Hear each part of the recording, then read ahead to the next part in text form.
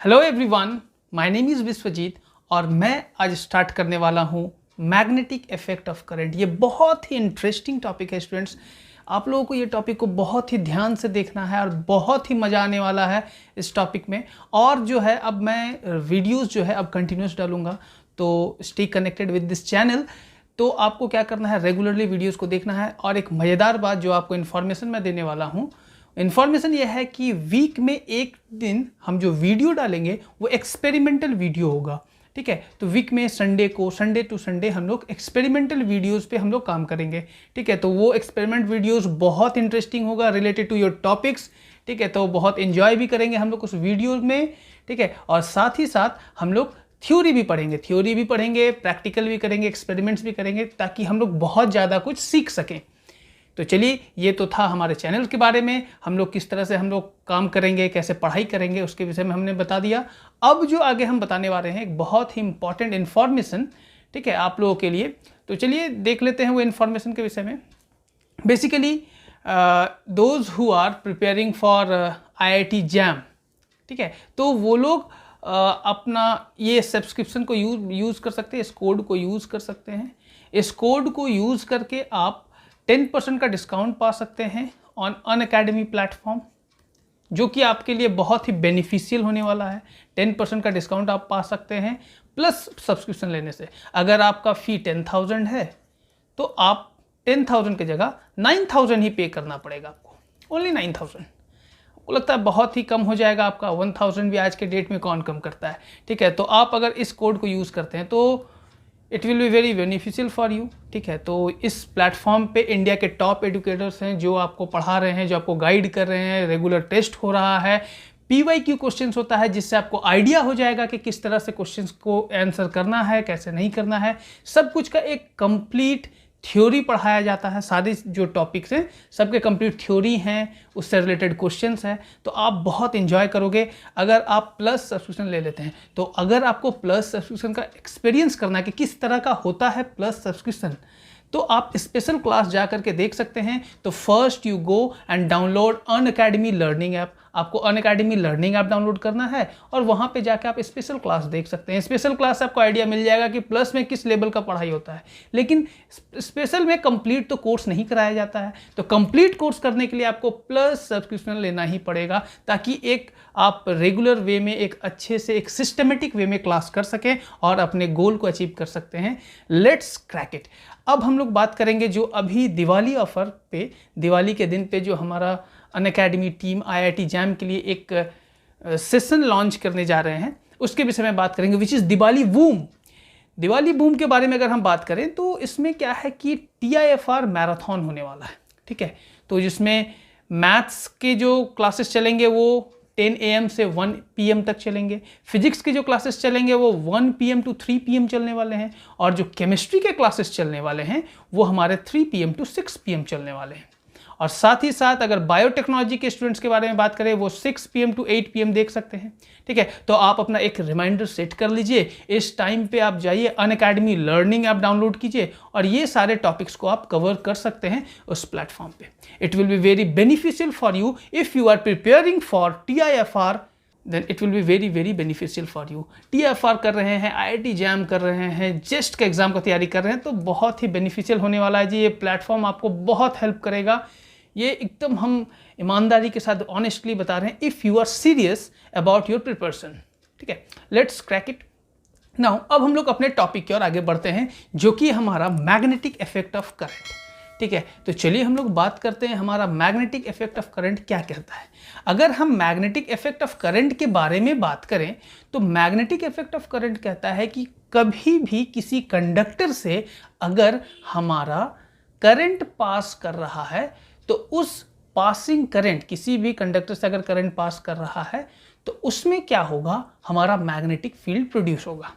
कहने का मतलब, अगर हमारे पास कोई एक वायर है, मान लीजिए let's suppose this is a wire.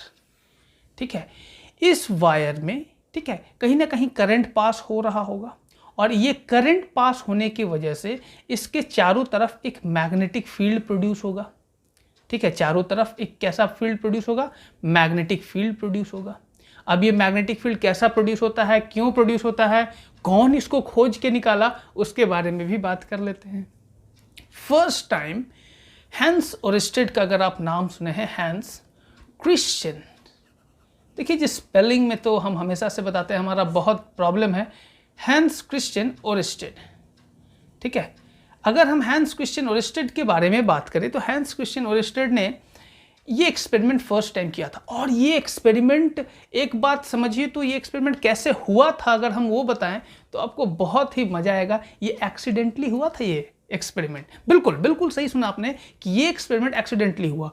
कहने का मतलब उनके हाथ पे एक मैग्नेटिक निडल था, ठीक है। अब इस पार्ट को हम मैग्नेटिक फील्ड को फिलहाल के लिए मिटा देते हैं और यहाँ पे वो क्या किए, एक मैग्नेटिक निडल को किसी तरह से ले जा करके इसके सामने, ये हमारा मान लीजिए कि मैग्नेटिक निडल है, ये पार्ट को जो देख रहे हैं दिस इज मान लीजिए मैग्नेटिक निडल, और ये इसको कहाँ लेके गए, ये करंट कैरिंग कंडक्टर के सामने इस पार्ट को लेकर के गए। अब वो कैसे लेकर के गए तो चलिए हम लोग देख लेते हैं कि वो इस पार्ट को कैसे लेकर के गए होंगे, ठीक है। ये अगर बात करें हमारा, ये अगर हमारा मैग्नेटिक निडल है, इस मैग्नेटिक निडल को कंप्लीट पार्ट को जैसे ही वो आगे लेकर के गए तो आगे ले जाने से हुआ क्या, इसमें हम लोगों को डिफ्लेक्शन दिखा। किसमें डिफ्लेक्शन दिखा, इस मैग्नेटिक निडल में डिफ्लेक्शन दिखा। और मैग्नेटिक निडल कब डिफ्लेक्शन दिखाता है, अगर आसपास कहीं ना कहीं मैग्नेटिक फील्ड हो, ये बात तो समझ में आ रहा है। अगर आसपास कहीं मैग्नेटिक फील्ड हो तभी तो मैग्नेटिक निडल डिफ्लेक्शन दिखाएगा। तो ये करंट कैरिंग वायर में भी मैग्नेटिक फील्ड होता है। इस चीज को फर्स्ट टाइम जो एक्सपीरियंस किया गया था हैंस क्रिश्चियन ओरेस्टेड के द्वारा। ये बात समझ रहे होंगे। अगर हम इसके डिफ्लेक्शन के बारे में बात करें तो चलिए हम इसको बनाने का कोशिश करते हैं। अगर हम इसको, हाँ ये हमारा डिफ्लेक्शन, देखिए ऐसे डिफ्लेक्शन दिखाएगा, ये बात समझ रहे हैं। ये हमारा इस तरह से जैसे ही इसके नज़दीक में जाएगा तो क्या होगा, यहाँ पे डिफ्लेक्शन दिखने लगेगा। और जैसे ही डिफ्लेक्शन दिखा इसका मतलब क्या, इधर अगर जैसे डिफ्लेक्शन दिखा इसका मतलब क्या हुआ, इसका मतलब ये हुआ कि मैग्नेटिक निडल जो हमारा डिफ्लेक्ट किया है is due to magnetic field produced due to this current carrying conductor. बात तो समझ में आ गया होगा कि हमारा किस तरह से मैग्नेटिक फील्ड प्रोड्यूस हुआ था, फर्स्ट टाइम एक्सपीरियंस किया गया था हैंस क्रिश्चियन ओरेस्टेड के द्वारा। अब एक बात है, मैग्नेटिक फील्ड तो प्रोड्यूस हो गया, अब एक बात बताइए मैग्नेटिक फील्ड का डायरेक्शन किधर होगा, ये किसने पता किया। तो चलिए देख लेते हैं कि नेक्स्ट पेज में किस चीज़ से हम लोग पता करते हैं कि मैग्नेटिक फील्ड का डायरेक्शन किधर होगा किधर नहीं होगा। हमारे पास एक लॉ है जिसको कहते हैं स्नो रूल। स्नो रूल, अब स्नो रूल क्या कहता है कि अगर करंट, देखिए S फॉर साउथ होता है, ये बात याद रखिएगा, N फॉर नॉर्थ होता है, ठीक ना, O फॉर ओवर हो जाएगा और यहाँ पे लास्ट में वेस्ट। अब सबका मीनिंग समझा देते हैं। अगर करंट साउथ से नॉर्थ की ओर जा रहा है, ठीक ना, और मैग्नेटिक निडल जो है ओवर द कंडक्टर रखा हुआ है, मैग्नेटिक निडल के बारे में अगर आप बात कीजिएगा वो कहाँ रखा हुआ है, ओवर द कंडक्टर, ठीक है। तो जो मैग्नेटिक निडल होगा वो वेस्ट की ओर डिफ्लेक्ट करेगा। कहने का मतलब अगर हम इसको डायरेक्शन वाइज समझें तो अगर मान लीजिए कि ये हमारा एक करंट कैरिंग वायर है, ठीक है, और करंट कैरिंग वायर है तो इसका डायरेक्शन हम क्या, साउथ से नॉर्थ की ओर लेके चलते हैं। ये हमारा मान लीजिए साउथ हो जाएगा, this is south and this is north. South से नॉर्थ की ओर अगर करंट जा रहा है, ठीक है, और मैग्नेटिक निडल के बारे में अगर हम बात करें तो यहाँ ग्रीन कलर का इसके ऊपर में हम मैग्नेटिक निडल रखे हुए हैं। तो मैग्नेटिक निडल का जो नॉर्थ पोल होगा वो उसके वेस्ट की ओर डिफ्लेक्ट करेगा और ये हमारा वेस्ट है, ये हमारा ईस्ट है। तो मैग्नेटिक निडल का जो डिफ्लेक्शन होगा वो कहीं ना कहीं इस डायरेक्शन में होगा, टुवर्ड्स वेस्ट होगा। ये बात अकॉर्डिंग टू स्नो रूल हम लोगों को पता चलता है। अब स्नो रूल से ही मिलता जुलता एक और रूल है, उसके बारे में भी बात कर लेते हैं, जिसका नाम है amperes swimming rule. Amperes swimming rule, अब ये क्या बताता है, एम्पियर स्विमिंग रूल हमारा direction of the deflection of magnetic needle को बताता है। किधर मैग्नेटिक निडल डिफ्लेक्ट करेगा, किधर मैग्नेटिक निडल डिफ्लेक्ट करेगा, इस चीज को कौन बताता है, हमारा एम्पियर्स स्विमिंग रूल, ठीक है। इस बात से भी हम लोग समझते हैं। अब स्विमिंग का बात है तो कहीं ना कहीं तैरने का तो बात आएगा ही, तो ये किधर तैर रहा है किधर नहीं तैर रहा है, चलिए उसके बारे में भी बात कर लेंगे। तो अगर मान लीजिए ये हमारा एक करंट का डायरेक्शन है, इधर करंट मूव कर रहा है। अब एम्पियर स्विमिंग रूल कहता है क्या, हम डेफिनेशन नहीं लिखेंगे, डेफिनेशन आपको बुक में देख लेना है, ठीक ना। और अकॉर्डिंग टू डेफिनेशन ही हम यहाँ पे पूरा क्लियरली अच्छे से बता दे रहे हैं, तो आपको दिक्कत ना हो। मान लीजिए कि कोई एक आदमी है, वो करंट के डायरेक्शन में तैर रहा है। वो तैर किधर रहा है, in the direction of current. कोई आदमी है, मान लीजिए कि ये एक आदमी है जो कि तैर रहा है करंट के डायरेक्शन में। बात समझ रहे हैं, वो तैर रहा है करंट के डायरेक्शन में। तो अगर वो इधर आगे की ओर तैर रहा है, इधर जा रहा है, मतलब करंट का डायरेक्शन भी उधर ही है, तो मैग्नेटिक निडल का जो डिफ्लेक्शन होगा वो उसके लेफ्ट हैंड की तरफ होगा। क्या वो इसका लेफ्ट हैंड नहीं है, ये इसका लेफ्ट हैंड है, ये इसका राइट हैंड है, तो मैग्नेटिक निडल का डिफ्लेक्शन किधर हो जाएगा, इस डायरेक्शन में। अब एक बात बताइए, इधर कहाँ पे डिफ्लेक्शन हो रहा था, इधर भी तो इधर ही डिफ्लेक्शन हो रहा था ना, वेस्ट की ओर हो रहा था। और इधर कहाँ हो रहा है, इधर लेफ्ट की ओर हो रहा है। ये हमारा लेफ्ट हैंड है, ये हमारा राइट हैंड है। ये बात तो समझ रहे हैं, this is left hand and this is right hand. तो लेफ्ट हैंड की तरफ हो रहा है, मतलब क्या, इसका स्नो रूल के अकॉर्डिंग वेस्ट की ओर हो रहा है, मतलब दोनों एक ही चीज को बता रहा है, मतलब डायरेक्शन वो अपने अपने हिसाब से ले लिया है। स्नो रूल में नॉर्थ साउथ ईस्ट वेस्ट के फॉर्म में ले लिया गया है, और यहाँ पे आगे पीछे ऊपर नीचे के टर्म्स में लिया गया है। इसीलिए बोला गया है, ए भाई जरा देख के चलो, आगे ही नहीं पीछे भी, ऊपर ही नहीं नीचे भी। तो यहाँ पे देखो, दाएं बाएं की अगर बात करें तो बाएं की ओर टुवर्ड्स द लेफ्ट, लेफ्ट की ओर हमारा मैग्नेटिक निडल डिफ्लेक्ट किया है। ये बात तो उम्मीद करते हैं आपको समझ में आ रहा होगा। तो चलिए, ये बात से हमको ये पता चल गया कि मैग्नेटिक निडल डिफ्लेक्ट करेगा किधर।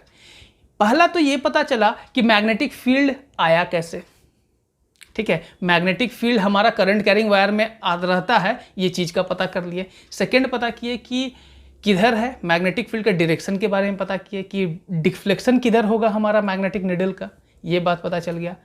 अब चलिए एक और लॉ पढ़ते हैं जिसका नाम है फ्लेमिंग्स या राइट हैंड थंब रूल। सीधा सीधे लिखते हैं, राइट हैंड थंब रूल। अब राइट हैंड थंब रूल क्या कहता है, ठीक है, आप हमें जरूर देखिएगा यहां पे ध्यान से, ठीक ना। राइट हैंड थंब रूल कहता है, अगर आप किसी भी करंट कैरिंग कंडक्टर को पकड़ते हैं अपने हाथ में, ठीक है, अपने हाथ में अगर किसी करंट कैरिंग कंडक्टर को पकड़ते हैं, ठीक है, इस बात को ध्यान से समझिएगा, करंट कैरिंग कंडक्टर को अगर आप पकड़ रहे हैं, होल्ड कर रहे हैं, इस तरह से आप पकड़ रहे हैं कि आपका, यहाँ पे बात को समझना है, करंट कैरिंग कंडक्टर को आप इस तरह से होल्ड कर रहे हैं कि ये जो करंट का थंब जो है आपका करंट का डायरेक्शन बता रहा है, ठीक ना। थंब किसका डायरेक्शन बता रहा है, करंट का डायरेक्शन बता रहा है, और जो रिमेनिंग फिंगर्स होगा वो हमारा किसको बताएगा, वो हमारा मैग्नेटिक फील्ड का डायरेक्शन को बताएगा। अगर हम इसको पकड़ने का बात करें तो हमारा मैग्नेटिक फील्ड का डायरेक्शन कहीं ना कहीं इस डायरेक्शन में होगा, इस तरह से होगा, ठीक है, इस तरह से हमारा हो जाएगा मैग्नेटिक फील्ड का डायरेक्शन, इस तरह से। क्लियर है, ऊपर की ओर करंट, ठीक है, ये हमारा मैग्नेटिक फील्ड, ठीक है। ये हमारा राइट हैंड थंब रूल से हम पता कर सकते हैं। देखिए हाथ को ध्यान से देखिएगा, ठीक है, अगर ये हमारा हाथ है, ठीक है, तो अगर हम कंडक्टर को पकड़ रहे हैं, कंडक्टर को पकड़ रहे हैं, तो पहले तो ऐसे पकड़ने जाएंगे, सामने से इधर की ओर जा रहा है, इस तरफ से आपका मैग्नेटिक फील्ड लाइंस अंदर की ओर जाएगा, और पकड़ते हुए बाहर की ओर, इधर से बाहर की ओर आएगा, ठीक है। और ये हमारा क्या बता रहा है, thumb gives the direction of current. Thumb किसका डायरेक्शन को बता रहा है, करंट को। अब ये बात तो उम्मीद करते हैं आपको अच्छे से क्लियर होगा, क्योंकि बहुत ही आसान सा कॉन्सेप्ट है राइट हैंड थंब रूल। इससे पता चल गया कि करंट के कारण जो मैग्नेटिक फील्ड प्रोड्यूस हो रहा है वो किस डायरेक्शन में प्रोड्यूस होगा। चलिए, मैग्नेटिक फील्ड के बारे में बहुत कुछ जाने, डायरेक्शन के बारे में भी जान लिए, लेकिन एक बात अभी भी रह गया जिसका नाम है हमारा बायोट-सैवर्ट लॉ। अब ये बायोट-सैवर्ट लॉ कहाँ से आता है, क्यों आता है, ये बात बता देते हैं। करंट के कारण कितना मैग्नेटिक फील्ड प्रोड्यूस होगा वही तो बताता है बायोट-सैवर्ट लॉ। करंट के कारण कितना मैग्नेटिक फील्ड प्रोड्यूस होगा उसको कौन बताता है, बायोट-सैवर्ट लॉ। ये बात अगर समझ में आ रहा है तो चलिए हम लोग नेक्स्ट पेज में लिखेंगे बायोट-सैवर्ट लॉ। बहुत आसान और बहुत सिंपल। तो इसके बारे में हम अगर बात करें तो हमारे पास एक करंट कैरिंग कंडक्टर होना चाहिए। मान लीजिए करंट कैरिंग कंडक्टर है और इसके कारण कहीं ना कहीं यहाँ पे एक मैग्नेटिक फील्ड प्रोड्यूस हो रहा है इस जगह पे, ठीक है। अब मैग्नेटिक फील्ड का डायरेक्शन भी जो है ना, हम लोग को 3D में तो आप कॉपी में जब भी आप दिखाइएगा तो 3D में तो नहीं दिखा पाइएगा, कॉपी तो आपका 3D होता नहीं है। तो उससे पहले चलिए हम लोग मैग्नेटिक फील्ड के भी एक डायरेक्शन के बारे में बात कर लेते हैं। अगर हम बात करें इस करंट कैरिंग कंडक्टर का, तो यहाँ से इस डायरेक्शन का अगर हम बात करें, इस डायरेक्शन के बारे में अगर हम बात करें, तो इधर से कहीं ना कहीं मैग्नेटिक फील्ड लाइंस अंदर की ओर जा रहा है और इधर से बाहर की ओर आ रहा है। ये बात तो समझ रहे होंगे। यहाँ से मैग्नेटिक फील्ड लाइंस किधर जा रहा है? अंदर की ओर जा रहा है। अब एक बात बताइए, चलिए हम अपने मैग्नेटिक फील्ड को एक तीर में तब्दील कर देते हैं। ये हमारा तीर है जी, बच के रहिएगा इस तीर से, राम जी का तीर है ये, ठीक ना, राम जी का तीर है जी। हम लिख देते हैं, बच के रहिएगा इस तीर से और समझिएगा इस तीर का कहानी। राम जी का तीर क्या कहता है कि ये राम जी का जो ये तीर है, ये सामने जो है वहाँ पे एक डॉट है। जब रावण को मारे होंगे नाभि में, तो देखिएगा सामने में तीर का एक कुछ ना कुछ जला था आग के जैसा, तो वही this is the dot part, जिसके कारण आपका जो अमृत रावण के नाभि में था वो नष्ट हो गया था और रावण का मृत्यु हो गया था। वो इसी बाण के कारण हुआ था जी। देखिए हम जोक मार रहे हैं लेकिन मिला जुला के आपको समझना है इसको। ये तीर का कॉन्सेप्ट, ये जिधर से जा रहा है ये आपका नॉर्थ और पीछे वाला पोर्शन हो जाता है साउथ, ठीक है। जिधर से निकल रहा है वो हमारा नॉर्थ और जिधर से एंटर करता है वो हमारा साउथ, ठीक है। अगर ये अंदर की ओर जा रहा है, एक बात बताइए, यहाँ से अगर हम बात करें ये अंदर की ओर जा रहा है, मतलब कि आपके स्क्रीन के अंदर की ओर जा रहा है, ये तो आप समझ पा रहे हैं। इधर से वो स्क्रीन के अंदर की ओर जाएगा और स्क्रीन के अंदर की ओर जाएगा। अगर तीर आपसे दूर जा रहा है तो तीर का सामने वाला पार्ट दिखेगा कि पीछे वाला पार्ट दिखेगा? बिल्कुल पीछे वाला पार्ट दिखेगा ना, मतलब ये पीछे वाला दिखेगा ना। जा रहा है तो पीछे वाला पार्ट दिखेगा, आ रहा है तो सामने वाला पार्ट दिखेगा, ठीक ना। तो जब इधर जा रहा है तो पीछे वाला पार्ट दिखा, मतलब क्रॉस दिखेगा, तो यहाँ पे हम क्रॉस बना दिए। और इधर से आ रहा है मतलब कि हमको डॉट दिखेगा, सामने से आ रहा मतलब डॉट दिखेगा। तो डॉट का मतलब नॉर्थ पोल, क्रॉस का मतलब साउथ पोल। इधर साउथ पोल जनरेट हो जाएगा, इधर नॉर्थ पोल जनरेट हो जाएगा। इससे हमारा मैग्नेटिक फील्ड के डायरेक्शन का अच्छे से पता चल गया कि किधर नॉर्थ पोल होगा, किधर साउथ पोल होगा। ये बात उम्मीद करते हैं आपको समझ में आ जाएगा कि ये राम जी का तीर इतना कारगर क्यों है। बात समझ रहे हैं? तो चलिए इसी के साथ बोलते हैं जय श्री राम और आगे बढ़ते हैं हमारा ये टॉपिक में। उसी तरह से अगर हम यहाँ पे बात करें, यहाँ पे जो करंट कैरिंग वायर है, इधर करंट जा रहा है। अगर यहाँ पे आप राइट हैंड थंब रूल लगाइएगा, ये जो रूल हम लगाए थे, ये राइट हैंड थंब रूल लगाइएगा, तो इधर आपका मैग्नेटिक फील्ड लाइंस अंदर की ओर ही जाएगा। अगर इधर मैग्नेटिक फील्ड लाइंस अंदर की ओर गया तो आप सोच समझ के बताइए, यहाँ पे हम क्या क्रॉस नहीं लिख सकते हैं इस तरह से? क्रॉस। अब इस छोटे से पॉइंट पे कितना मैग्नेटिक फील्ड प्रोड्यूस हुआ है इस जगह पे, उसके विषय में हम लोग बात करेंगे। तो मान लीजिए कि एक छोटा सा एलिमेंट यहाँ पे डीएल रहा होगा, ठीक है, और यहाँ पे करंट आई जा रहा है और ये जो एंगल है ये हमारा थीटा है, ठीक है। ये बात तो समझ रहे हैं, ये हमारा थीटा है। अब जो बायोट सावर्ट्स लॉ कहता है वो बोलता है जो मैग्नेटिक फील्ड प्रोड्यूस होता है वो डायरेक्टली प्रोपोर्शनल टू करंट होता है। पहला बात, डायरेक्टली प्रोपोर्शनल टू क्या होगा जी? करंट तो होगा, बिल्कुल करंट तो होना ही है। जितना ज़्यादा करंट उतना ज़्यादा मैग्नेटिक फील्ड। चलिए ये बात समझ में आया। उसके बाद magnetic field is directly proportional to DL. देखो यहाँ पे अगर समझोगे तो ये हमारा छोटा सा डिस्टेंस डीएल है ना, तो मैग्नेटिक फील्ड इस छोटा सा डिस्टेंस डीएल से प्रोड्यूस हो रहा है। बात समझ रहे हैं? डीएल। अब अगर हम बात करें, ये डीएल पे भी तो डिपेंड करेगा, जितना ज़्यादा लेंथ होगा उतना ज़्यादा मैग्नेटिक फील्ड, जितना ज़्यादा लेंथ उतना ज़्यादा मैग्नेटिक फील्ड। ये बात भी समझ में आया। अब अगर बात करें डीबी के बारे में, तो डीबी हमारा is directly proportional to sine theta भी होता है जी। थीटा का वैल्यू जितना ज़्यादा होगा उतना ज़्यादा हमारा मैग्नेटिक फील्ड, मतलब 90 डिग्री तक, 90 डिग्री पे मैक्सिमम हो जाएगा, ठीक है। लेकिन अगर साइन थीटा अगर 0 हो गया, मतलब कि 0 का मतलब क्या, ये सरफेस पे ही आ गया। करंट कैरिंग कंडक्टर के ऊपर में कहाँ से मैग्नेटिक फील्ड होगा? वहाँ तो करंट फ्लो कर रहा है, मैग्नेटिक फील्ड वहाँ पे 0, इसीलिए साइन 0 का मैग्नेटिक फील्ड क्या हो जाएगा? 0 हो जाएगा, ठीक ना। क्योंकि surface, on the surface of the conductor magnetic field कहाँ होता है? उससे दूर जाने पे ना मैग्नेटिक फील्ड प्रोड्यूस होता है जी।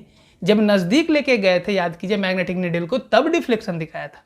उसके ऊपर रख देंगे तब थोड़ा डिफ्लेक्शन दिखाएगा, ठीक ना। ऊपर, थोड़ा सा ऊपर, मतलब कि उसमें सटा के रखने से नहीं, इसी के सरफेस पे ही नहीं, मैग्नेटिक फील्ड होता है। यहाँ पे सरफेस पे कभी भी मैग्नेटिक फील्ड नहीं होगा, दूर रहने पे ही मैग्नेटिक फील्ड होगा, ये बात को याद रखना आपको, ठीक है। तो ये हमारा थीटा, ठीक है।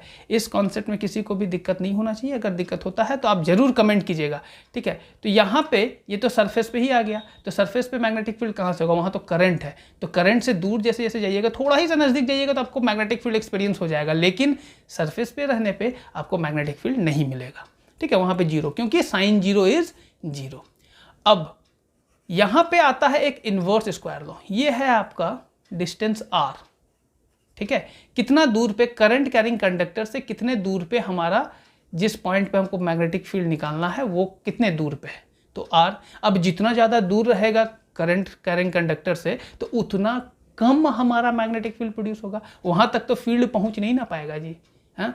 अब जितना ज़्यादा दूरी बढ़ेगा मैग्नेटिक फील्ड का भी तो रेंज कम होता जाएगा, इंटेंसिटी कम होता जाएगा, इसीलिए यहाँ पे magnetic field is inversely proportional to r square, ठीक है। अब ये सारा को अगर हम कंबाइन करके लिखें तो dB is directly proportional to IDL sine theta by r square, और ये प्रोपोर्शनलिटी कांस्टेंट जब हटता है तो यहाँ पे देखिए dB is equal to mu naught by 4 pi IDL sine theta by r square आ जाता है। ये हमारा है रियल बायोट-सावर्ट्स लॉ। ये जो proportionality constant mu naught by 4 पाई है, इसका वैल्यू होता है 10 टू द पावर -7, ठीक है। यूनिट अकॉर्डिंग टू आप ये निकाल सकते हैं, अगर आपको यूनिट पता है तो आप अकॉर्डिंग टू मैग्नेटिक फील्ड का टेस्ला होता है, इसका एम्पियर, ये मीटर, ये इसका मीटर स्क्वायर, ठीक ना। इसको सॉल्व करके आप इसका यूनिट आप कमेंट कर सकते हैं, इसका यूनिट आप कमेंट कीजिएगा कि what is the unit of mu naught by 4 पाई। ये आपका होमवर्क, कमेंट करना आपका काम, ठीक है। तो अभी आप कमेंट कर दीजिए, तुरंत वीडियो देखते देखते पॉज करके कमेंट कर दिए, फिर वीडियो देखना स्टार्ट कीजिए आगे। हाँ चलिए, अगर ये आपको समझ में आ गया, इसका यूनिट भी आप लिख दिए। अब नेक्स्ट पार्ट जो हम बात करने वाले हैं वो देख लेते हैं।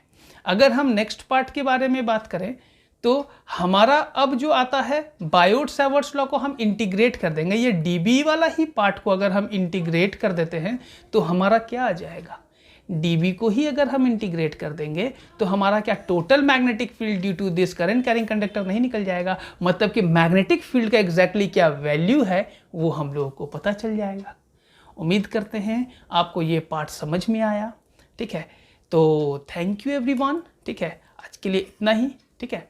तो थैंक यू तो पहले हम लिख देते हैं, ठीक है। और थैंक यू बोलने से पहले एक बात और बोलेंगे हम, ठीक है। वो बात ये है कि अगर आप अनअकैडमी पे सब्सक्रिप्शन नहीं लिए हैं तो प्लीज़ ले लीजिए, ले लीजिएगा तो बेनिफिट ही बेनिफिट है जी, हाँ, फ़ायदा ही फ़ायदा। इस कोड को यूज़ कीजिए, 10% का डिस्काउंट मिलेगा और आपको इतने प्राइस में साल भर इंडिया के टॉप एजुकेटर से पढ़ने का मौका, मॉक टेस्ट फ्री, बहुत कुछ रहेगा, बहुत कुछ PYQ का सॉल्यूशन, ठीक ना, tricks, techniques to solve, how to manage, motivation, inspiration, सब कुछ मिलेगा आपको इस प्लेटफॉर्म पे। तो इस प्लेटफॉर्म पे आपको जाने के लिए अनअकैडमी लर्निंग ऐप डाउनलोड करना है। डाउनलोड करने के बाद अगर आप सब्सक्रिप्शन लेना चाहते हैं तो इस कोड को यूज़ कीजिए and you will get 10% discount by using this code, ठीक है। और दिवाली का तो आ रहा है जी ऑफर, TIFR मैराथन, उसको भी देखिए, ठीक है, ताकि आपको अपने फ्यूचर को बनाने में बहुत ही सहूलियत हो, ठीक है। तो चलिए आज के लिए हमारा यहीं पे टॉपिक ख़त्म करते हैं। थैंक यू एवरीवन, मिलते हैं अगले वीडियो में। Okay, thank you.